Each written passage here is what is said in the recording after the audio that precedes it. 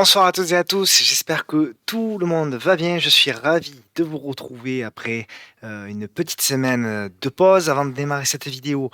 Comme d'habitude, le petit message d'avertissement qui stipule que le contenu de cette vidéo est à unique but pédagogique et informatif. Il ne constitue en rien un conseil et que vous êtes seul responsable de vos investissements. Pour me suivre, bien, vous avez bien sûr le Twitter, vous avez le groupe Facebook, le podcast de la bourse, où il y a pas mal d'analyses, notamment fondamentales, avec mes amis Laurent et Mathieu, et beaucoup sur l'US et la tech US. Et puis, bien évidemment, la chaîne YouTube sur laquelle vous êtes, où vous pouvez vous abonner, commenter les vidéos et activer la clochette pour être informé lorsque une vidéo est publiée. Le programme d'aujourd'hui, alors comme d'habitude, le CAC et le CAC Small, et puis ensuite on parlera de téléperformance, de Lumibird, de Metabolic Explorer, Galapagos, qu'on avait vu la semaine dernière, ça a bougé, Casino, Guichard, Air Liquide, Gossin, Eutelsat, Stellantis, Walix, Alstom, Somfy, SPI, Amundi, Caranova, et puis aux US, Amazon, qui a publié d'excellents résultats hier, Pinterest et UPStar. Allez, on a un programme chargé, on attaque tout de suite le programme avec bien le CAC. Le CAC, alors on va reprendre un petit peu parce qu'il y a eu une semaine d'arrêt. Alors moi, pendant une semaine, j'ai quasiment pas regardé les graphiques, donc j'ai repris ça avant-hier. Alors bon, pas grand-chose qui s'est passé au final. Donc on avait, pour reprendre l'historique, les plus hauts avant Covid qui étaient ici. On a eu la chute, on a eu le rebond, la consolidation du rebond, l'annonce des vaccins qui a propulsé les marchés vers une tendance haussière. Cette tendance haussière est marquée pour moi dans un canal donc haussier. Et puis, en effet, ce canal haussier, lorsqu'on est plutôt sur le haut, comme ici, comme ici, comme ici, on a tendance à vendre le marché, qu'on est sur le bas ici, ici, et potentiellement plus tard par là, on a tendance à acheter le marché. Donc, bon, pour le moment, on est toujours dans le scénario, moi, que j'indique depuis plusieurs semaines. Ceux qui me suivent savent que j'ai un scénario plutôt baissier sur le marché, et que, bon, voilà, j'ai un potentiel pour moi baissier supplémentaire. Est-ce que c'est une opportunité d'achat pour moi ici? Je n'en suis pas convaincu. Il est vrai que, donc c'est ce que j'ai indiqué sur Twitter, si on a potentiellement, alors c'est pas fait, c'est un scénario encore une fois de science-fiction, mais potentiellement on a effectivement une épaule, tête-épaule qui est en train, pourquoi pas, de se marquer. Et il est vrai que si on fait le report donc de la ligne ici, par exemple de la tête, ou même de l'épaule simplement, l'épaule nous reporterait donc sur le bas de canal et la tête pourrait nous reporter sur les plus hauts avant Covid. Et ça nous ferait donc potentiellement encore, malgré la baisse déjà de 5% sur les marchés, moi, depuis début janvier, il est vrai que même depuis fin décembre, j'avais un biais baissier. Pour le moment, on commence à peine à souffler sur le CAC. Il était temps, j'allais dire, alors que les indices américains, eux, ont déjà bien soufflé. Mais pour moi, il y a un potentiel de baisse supplémentaire d'au moins, allez, on va dire 6 à 7%, voire même un peu plus de 10%. Donc, de toute façon, là, clairement, donc je vais faire le ménage, là, clairement, on n'est pas sur des opportunités fortes d'achat, pour moi. Donc, on est vraiment dans une consolidation. Alors, ce qu'il faut bien comprendre, c'est que la volatilité, pour le moment, est bien trop élevée pour pouvoir prendre des positions. Et pour moi, ce que je dis un petit peu depuis pas mal de temps, c'est qu'on est en train de faire, tout ceci là est une figure de consolidation qui va être beaucoup plus longue, très certainement beaucoup plus longue que ce qu'on peut croire, et pourra certainement prendre plusieurs, mois, voire plusieurs semaines. Alors, il y a, effectivement cette hypothèse aussi de biseau descendant qui pourrait être activé et qui pourrait là aussi venir sur le bas de canal. C'est beaucoup trop tôt pour le savoir. Toujours est-il qu'il faut laisser le marché faire. Est-ce que c'est le moment de trader avec 100% de son portefeuille? Pour moi, la réponse est assez évidente, hein, c'est plutôt non. Malgré tout, je reste persuadé qu'il faut continuer à trader pour bien sentir le marché, même si c'est difficile, même s'il faut prendre des gains plus rapidement, même s'il faut avoir des stops plus serrés, même s'il ne faut pas se laisser embarquer sur certains titres, comme on a pu le voir, hein, même certains titres qui corrigent beaucoup. Alors on a eu la saga Orpea Corian récemment, hein, où on a vu que buy the dip, mais tous les jours il y a un nouveau dip, c'est ça le problème. Donc, euh, même constat depuis, je me répète, hein, depuis début janvier, grande prudence, on peut trader, mais au lieu de trader avec 80 ou 100% de son portefeuille, eh bien, on va essayer plutôt de trader avec 10, 20, 30, 40% maximum de son portefeuille, avec des actions qui sont elles-mêmes en tendance, donc qui ont déjà délivré des signaux haussiers, qui sont en tendance haussière au moins court terme, hein, au-dessus d'une moyenne mobile, etc., etc., avec des stops beaucoup plus serré, hein, à 2-3%, bien placé, etc. On va être beaucoup plus sélectif, on va être attentif aux publications de résultats, hein, parce qu'on voit que quand même, il faut vraiment de très très très très bons résultats pour que le marché les salue. Des résultats bons, voire même des fois très bons, sont sanctionnés. Donc là aussi, prudence, à ce niveau-là, il faut y penser. Le CAC Small. Alors, qu'est-ce qui nous a fait le CAC Small? Le CAC Small, donc, il est ici. Hop là. Alors, eh ben, le CAC Small, il est revenu. Il est revenu tester le niveau horizontal qu'on avait situé. Donc là aussi, c'est baissier. D'accord. C'est baissier, on le voit très bien parce que regardez, ce plus haut, et là, on a marqué un plus bas, ici, plus bas que le précédent. Et là, effectivement, on note un plus haut, plus bas que le précédent lui aussi. Donc, est-ce que on est potentiellement sur un retournement sur les small, même si les small avaient déjà pas fait grand-chose, rendez-vous compte. Là, on est sur les niveaux de avril 2021. Donc, quelqu'un qui a investi début 2021 sur un indice comme le CAC Small, bah, aujourd'hui, il a pas gagné d'argent, voire même il en a perdu avec l'inflation. Donc, voilà, là c'est plutôt pas terrible. C'est plutôt pas terrible. Donc ça je vais l'enlever, même si c'est le niveau qu'il faudra pour moi dépasser. Ce canal, on va l'enlever. D'ailleurs, on va tout enlever. On va faire le ménage. Voilà. Je pars du principe que voilà, tant qu'on est sous cette résistance oblique, de toute façon, il n'y a pas grand chose à faire. Voilà. La moyenne mobile 10, eh ben, il y a eu un petit signal qui a été intéressant là mardi, mais on voit que c'est déjà recassé. Pas grand chose, voilà, pas grand chose à faire pour le moment, on va rester patient. Alors il y a des zones, hein, il y a des belles zones, encore une fois, il y a une belle zone ici qui peut être vue comme une opportunité, et il y a la zone que j'avais tracée tout à l'heure qui est ici, qui peut être aussi une opportunité. Donc pour le moment, cash is king, là aussi, moins 26, on bloque sur les 14 000 points. Bon, à suivre. On passe aux actions, téléperformance, star, hein, téléperformance, star des années 2020 et 2021. Et là, ben, la dynamique est cassée. Voilà, la dynamique est cassée. Donc j'avais tracé ce support qui a même pas bougé, qui a même pas été regardé par le marché. On a cassé le canal haussier.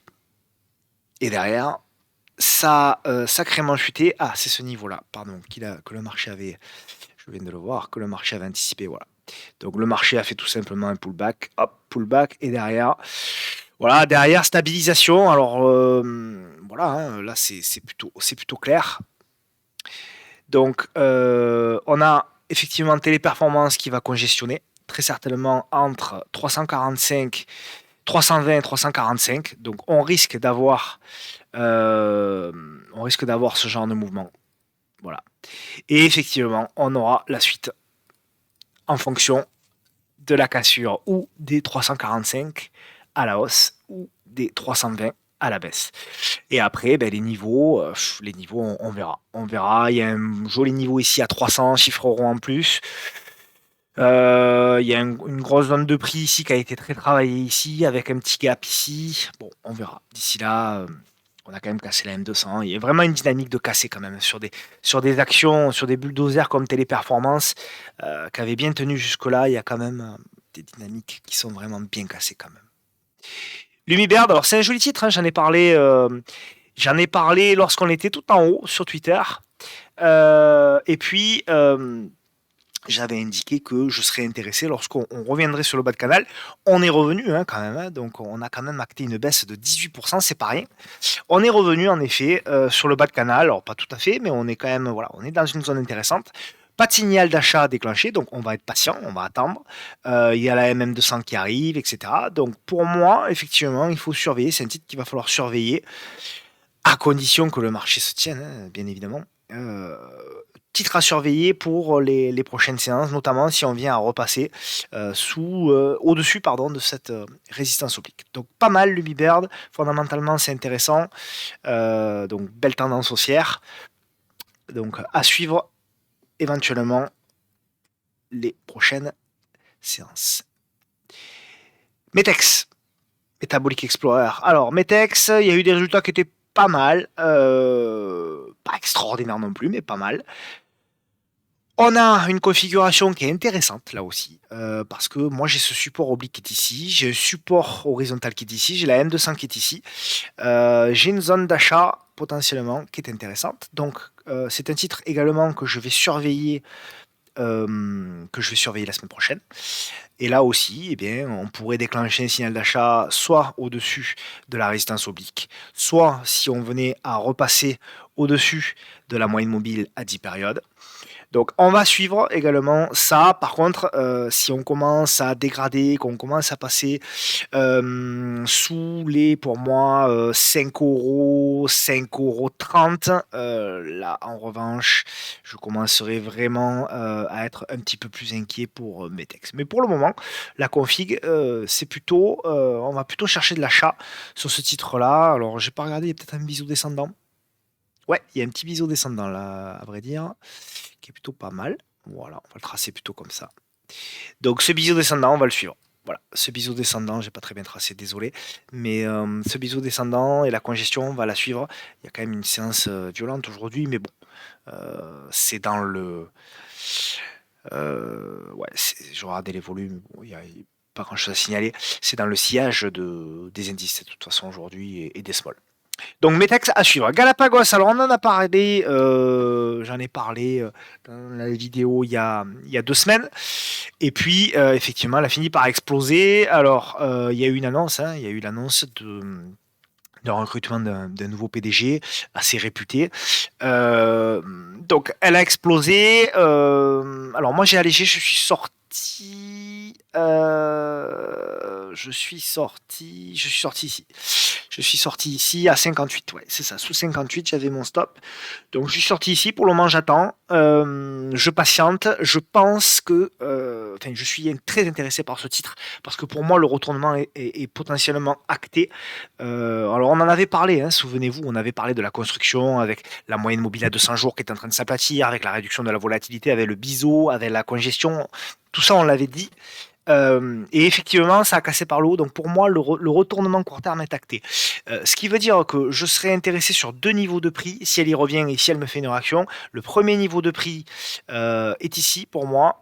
Voilà, tout ce niveau-là, donc le niveau des 52,50, et deuxième niveau, si on fait le pullback, au niveau des 50. Donc toute cette zone, pour moi, est une zone où on peut potentiellement surveiller Galapagos. Alors comment ça va se faire la construction? Aucune idée, hein. Est-ce que ça va être un truc de ce genre-là? Voilà, et qu'on finira donc par le casser comme ceci, j'en sais rien, c'est possible. En tout cas, je vais vraiment être attentif à la congestion. Il y a des objectifs qui sont intéressants sur ce titre-là. Alors c'est une biotech, hein, c'est une biotech, mais au vu honnêtement du recrutement du PDG, c'est une biotech que je vais remettre en portefeuille pour du long terme.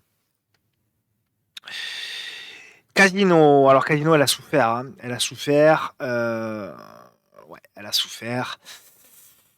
Euh, Bon, c'est un titre qui est shorté, très shorté, Casino, depuis longtemps. Et il est vrai qu'il y avait un signal qui était intéressant. Alors moi, je la suivais, j'avais loupé la cassure et le pullback qui était ici de la résistance oblique.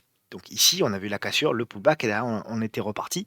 Donc il y avait pour moi un signal qui était intéressant à prendre là, au-dessus du petit doji, là, ici. Mais bon, ça l'a pas fait. Et puis derrière, effectivement, il y a une consolidation et crac, ça a lâché. On est revenu faire un, 2, 3, 4, 5, sixième appui.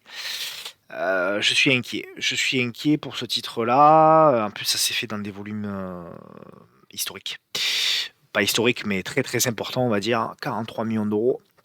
Donc, il n'y a rien à faire au niveau de Casino. Sincèrement, là, pour le moment, il n'y a rien à faire. Alors, si vous en avez, tant qu'on ne lâche pas les 19 euros, vous pouvez tenter le rebond. Par contre, en revanche, attention, si ça vient à lâcher, on pourrait avoir vraiment une dégradation importante sur ce titre-là avec des nouveaux plus bas. Air Liquide. Alors, elle résiste bien. C'est une des dernières à résister encore au niveau des bulldozers. Alors, pour moi, sur Air Liquide, on est dans un canal haussier. Et on est plutôt sur le haut de ce canal haussier. Bon, là, quand même, aujourd'hui, on fait une séance pas terrible. J'ai un niveau de prix qui est ici, qui pourrait être une première zone d'achat pour ceux qui sont intéressés par le titre. Donc, au niveau des 144 euros, pourquoi pas. Donc, ici. Et puis ensuite, eh bien, j'ai un deuxième niveau de prix où là, ce serait vraiment un support bas qui serait plutôt ici. Donc, qui serait aux alentours des 137. La troisième opportunité, alors il y en a plein, bien évidemment, des supports, mais pour de l'accumulation rationnelle, vraiment le gros niveau, pour moi, serait par là.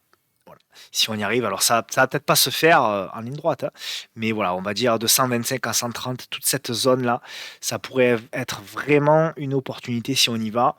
Donc, le trader, bon, pour le moment, il va rien faire. Alors, le trader, en général, il ne traite pas avec Air Liquide parce que c'est un petit peu mou. Mais il va attendre une congestion avant potentiellement de rentrer. L'investisseur, pour moi, il va rentrer 30% ici. Il va rentrer 30% ici. Il va rentrer 40% ici. Donc, je répète, pour ceux qui sont intéressés par Air Liquide et qui veulent monter une stratégie pour du moyen long terme, plutôt pour du long terme d'ailleurs, premier niveau d'achat sur 144 euros, où on peut mettre un tiers de la position, 30% on va dire. Deuxième niveau de prix aux alentours des 137 euros, où on peut mettre à nouveau 30%, et on garde 40% pour un niveau de prix aux alentours des 125-130 plus bas ici. Voilà pour moi les trois zones d'accumulation pour du long terme. En général, quand on me demande Air Liquide, c'est plutôt pour du long terme. Gossin. Alors, Gossin, qu'est-ce qu'elle fait celle-ci? Bon, pas grand-chose. Pas grand-chose. Alors, on va commencer par ce qui n'est pas intéressant. Ce qui n'est pas intéressant, c'est qu'on avait un très gros niveau de prix, qu'on l'a cassé, qu'on est revenu pullbacker 2 fois et qu'on a échoué 2 fois ce niveau de prix. Ce sont les 6,40 €. Pour moi, en dessous, c'est baissier.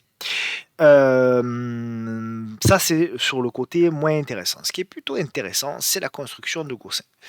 Avec, là aussi, une espèce de biseau descendant, canal descendant. Donc, ça ne veut pas dire que c'est intéressant d'acheter, ça veut dire que lorsqu'on cassera cette figure par le haut, eh bien, on aura potentiellement une possibilité de prendre une position sur ce titre-là.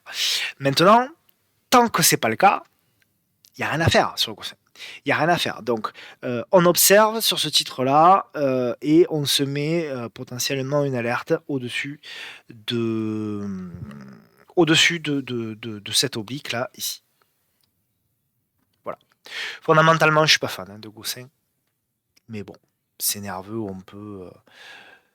on peut éventuellement tenter des choses. Eutelsat. Alors, Eutelsat, il y a quelqu'un qui m'a demandé si les marchés venaient à corriger, quels seraient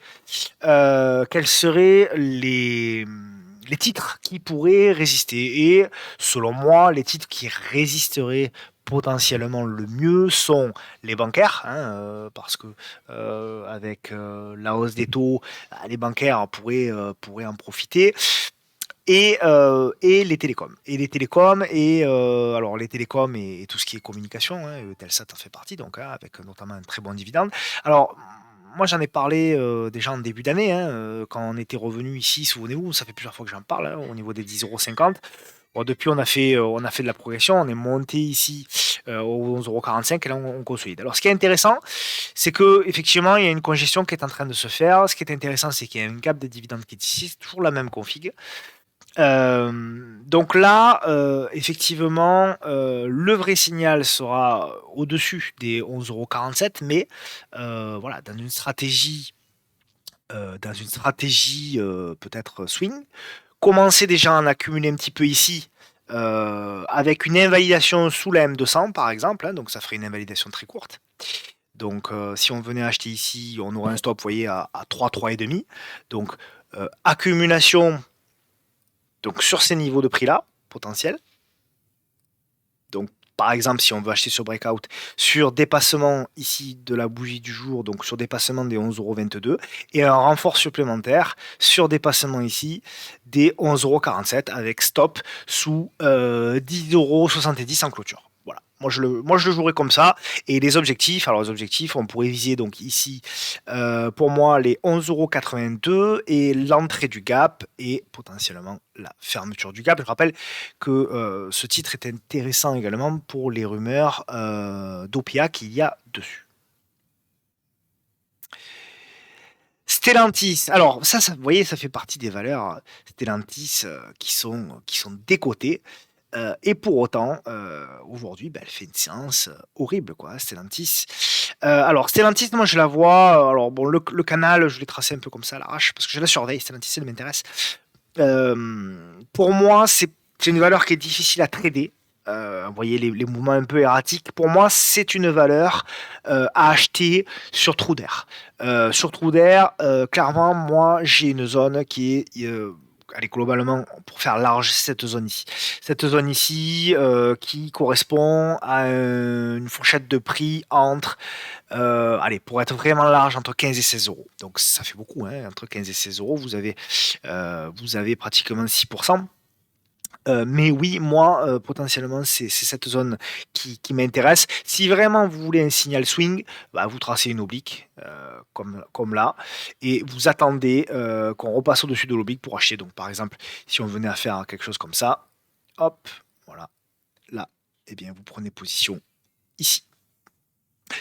Voilà, mais c'est un titre qui m'intéresse, hein, qui est toujours, bon, c'est une tendance neutre, hein. Je l'ai tracé en canal, mais on peut le tracer en range, hein, aussi, hein. Donc voilà. Donc, pour le moment, j'attends. S'il y a une correction de marché, Stellantis pourra elle aussi revenir sur des niveaux, les niveaux que je vous indiquais, voire peut-être même plus bas, hein. Donc là, c'est vraiment, pour moi, sur ces valeurs-là, c'est vraiment de l'achat d'opportunité. On sait que c'est sous-coté, hein, Stellantis. Donc pour moi, il n'y a pas vraiment de danger à long terme sur ce genre de titre, même si c'est un secteur, l'automobile, qui est bon, voilà. Il n'y a pas vraiment de danger. Euh, donc on va tenter. En plus, il y a une oblique là, vous voyez, qui passe ici. Je viens de la voir. Euh, donc voilà, on veut vraiment tenter d'acheter sur opportunité et sur trou d'air, pour moi. Walix, alors Walix c'est un joli titre, mais c'est un petit titre. C'est un petit titre. Ah ben tiens, on est revenu sur le. Je l'avais pas vu depuis un petit moment. On est revenu sur le support oblique encore une fois. Alors ce qui me gêne, c'est qu'on est revenu très récemment. Donc on est en train de le retester en très peu de temps. Donc là, inutile de se presser, même si le titre m'intéresse et que potentiellement lui aussi il est opéable.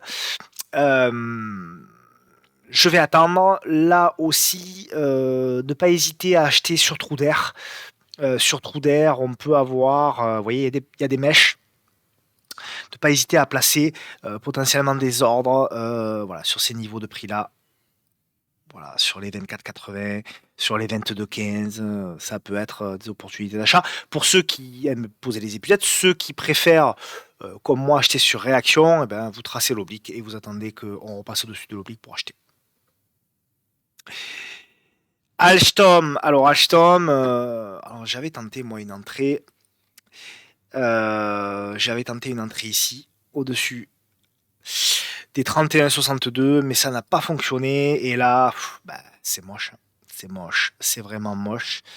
On avait également joué ici, là, on l'avait analysé au mois de novembre, on avait joué ici le décalage d'Alstom, avec notamment le gap haussier sur des résultats, hein. Je me souviens très bien du 10 novembre. Mais là, c'est inquiétant. C'est inquiétant. Au niveau d'Alstom, pour moi, il n'y a plus rien à faire. Alors, c'est une action qui est très shortée, peut-être trop shortée d'ailleurs. Il n'y a vraiment rien à faire. On va attendre. Pour moi, de toute manière, là aussi, hein, vous tracez une oblique, hein, tant qu'on est sous cette oblique-là. Il n'y a même pas la peine d'essayer quoi que ce soit sur Alstom. Il faut attendre, patienter, attendre une construction, comme sur Galapagos qu'on a vu tout à l'heure, hein. Vous avez vu, il y a une lente et longue baisse, et puis au bout d'un moment, on a un titre qui commence à s'arrondir, on a une construction, et on casse la construction par l'eau, et là, vous avez votre signal. Mais là, il n'y a pas de signal. Là, c'était pas mal, effectivement. Là, il y avait une config qui était intéressante, mais derrière, ça a pas suivi, quoi. Ça me fie. En fait, c'est une belle valeur. Tiens, je l'avais pas vu depuis longtemps. Ouais, pas mal. Pas mal. Bas de canal aussi. Là aussi, on a une configuration qui est intéressante. On a un titre qui est très haussier, hein. Voilà, super titre. On a un bas de canal. Donc, oui, on est potentiellement sur une zone d'achat. Alors, encore une fois, euh, dire qu'on est sur une zone d'achat, ça ne veut pas dire qu'il faut acheter. Dire qu'on est sur une zone d'achat, ça veut dire qu'il faut surveiller un signal technique, celui que vous voudrez, celui que vous avez l'habitude d'avoir. On va surveiller un signal technique pour pouvoir se dire, OK, il y a des acheteurs potentiellement, et donc je vais y aller. C'est le cas pour Somfy. Somfy, on a effectivement un bas de canal, on a la moyenne mobile à 200, comme ici, comme ici. Bon, ça fait 3 fois qu'on revient, donc ça commence à être chaud, mais tout n'est pas perdu. Et si on vient effectivement la semaine prochaine à faire une petite congestion avec une baisse de la volatilité des petites bougies et qu'on vient à casser ici la résistance oblique, on pourra potentiellement jouer ce mouvement-là. D'accord? Mais en attendant, on observe. Parce que là aussi, on n'est pas à l'abri, hein. Si le marché venait comment dirais-je, à dégueuler, on pourrait avoir une opportunité là pour le coup vraiment intéressante, hein, dans toute cette zone là, vous voyez, dans la zone des 143, 146, toute cette zone là, ça peut être vraiment pour le coup une grosse opportunité d'achat. Allez, SPI. Alors celle-là aussi, ça fait longtemps que je l'ai pas vue. C'était un beau titre aussi. Oh là, oui. Ah bah. Donc moi j'avais tracé cette figure, visiblement, on l'a cassé par le haut et derrière, crac, ça a lâché. Alors ce qui est intéressant, c'est qu'on est revenu combler le gap au point près. On est reparti, mais là, patatras, pardon. On est revenu en arrière. Pas grand chose à faire là aussi. Pas grand chose à faire. Il devait y avoir un support oblique, mais ah ben voilà. Support oblique, donc on a fait le pullback. Bon ben voilà, hein, il n'y a pas grand chose à dire. Le gap est comblé. Hop, on va l'enlever. Pas grand chose à faire. Au niveau de SPI, là aussi, on a deux sommets, donc on peut tracer une petite oblique résistante et se dire que de toute façon, tant qu'on est en dessous, ben RS. Alors c'est bien parce que le marché nous donne des niveaux, hein. Les rebonds comme ça vous permettent de vous donner des niveaux, hein. Vous voyez, il y a eu un rebond ici, donc là vous savez que tant qu'on est sous ce niveau-là maintenant, eh bien on est baissier, et tant qu'on est au-dessus de ce niveau-là, eh bien on est baissier, mais on est potentiellement en consolidation. Par contre, si on vient à lâcher ici, là ça deviendra un petit peu plus grave. Donc pour moi, neutre baissier tant qu'on est sous 21,12, et par contre très baissier si on venait à casser le support des 19,60 €. Là aussi, hein, sur ce genre de titre-là, hein, faut pas hésiter à être opportuniste, hein. S'il y a vraiment un trou de marché, il faudra pas hésiter là aussi. Donc on est revenu s'appuyer d'ailleurs sur les plus hauts avant Covid. Il faudra pas hésiter à s'appuyer enfin pas s'appuyer, pardon, à profiter potentiellement de trous d'air, hein. Amundi, alors c'est un joli titre aussi, Amundi. C'est un très joli titre que j'aime beaucoup. Et là c'est pareil. On a aussi le scénario, vous voyez, hein, on a aussi le scénario de, pullback, hein. On a aussi le scénario de pullback ici, donc avec des appuis, ici, et puis on a ici le pullback. Le pullback est derrière, crac, ça lâche. Aujourd'hui, on fait une séance, une vilaine séance. De -3, quoi. Hein. Donc c'est vraiment pas terrible. Je regarde un petit peu. Ouais, il y a ici, il doit y avoir un petit support comme ça. Figure d'élargissement, là aussi, figure d'élargissement. Donc à voir. Pour le moment, il n'y a rien à faire. Hein. Là, je trace par anticipation, essayer de comprendre ce que le marché, où le marché pourrait potentiellement venir s'aligner. Alors effectivement, il y a une belle zone de support ici. Voilà. Vous voyez ici avec hop. Voilà. Je fais en même temps, hein, c'est le but de cette vidéo, c'est vous montrer un petit peu comment je peux analyser techniquement un graphique.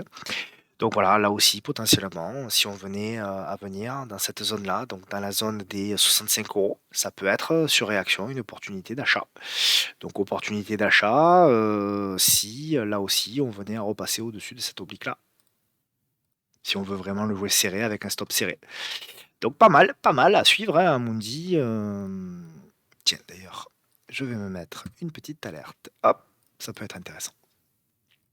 Donc à suivre, mais pour le moment, là aussi, il n'y a rien à faire. On est passé sous la M200 qui est en train de se retourner à la baisse, etc. etc. Donc là aussi, on observe. Clara, Clara Nova. Alors, celle-ci, le titre décoté depuis tant d'années, mais qui ne veut pas y aller. Ben là, on avait un beau signal hein, on avait dû l'analyser, je pense, parce que je vois que tout avait été tracé.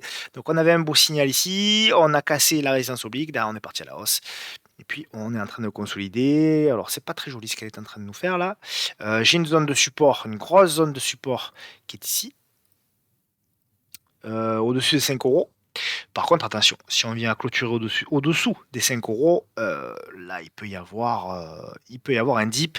On voit, comme toujours, la pertinence de la M200, comme d'habitude. Hein. D'accord? Donc voilà pourquoi moi, c'est une des seules moyennes mobiles longues que j'utilise. Hein, la M200, on voit un peu la pertinence. Donc pour le moment, il n'y a rien à faire. Là aussi, on va surveiller. On peut là aussi tracer les obliques. On sait qu'on a des niveaux qui sont montrés par le marché. Et donc, on va surveiller là aussi la congestion. Pourquoi pas? On passe aux États-Unis avec Amazon qui a annoncé des résultats stratosphériques et qui, pour moi, fait un pullback pour le moment. Donc, je vais surprendre, mais pour le moment, tant qu'on ne repasse pas au-dessus des 3 200 $, je suis vendeur sur Amazon.